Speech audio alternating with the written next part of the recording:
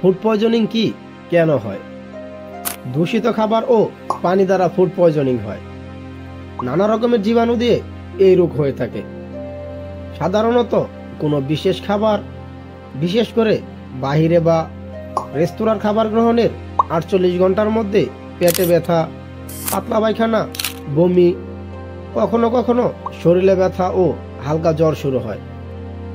কোনো কোনো রোগীর মারাত্মক অবসাদ ও পানি শূন্যতা হতে পারে। বেশিরভাগ সময় বাসায় চিকিৎসা নেওয়া সম্ভব হলেও কিছু কিছু রোগীর হাসপাতালের ভর্তির প্রয়োজন হতে পারে। চাই সচেতনতা।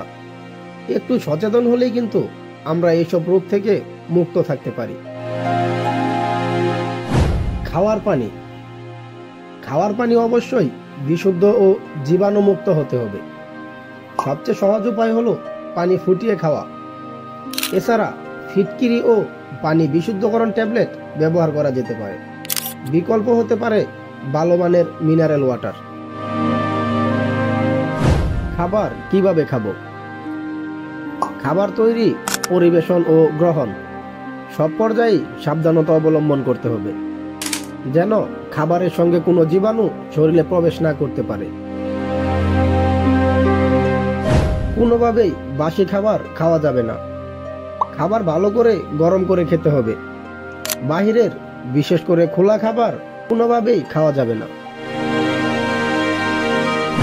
ব্যক্তিগত পরিচ্ছন্নতা। সর্বোপরি ব্যক্তিগত পরিচ্ছন্নতার কোনো বিকল্প নেই। খাবার গ্রহণের আগে ও টয়লেট ব্যবহারের পর অবশ্যই সাবান দিয়ে হাত ধুয়ে নিতে হবে।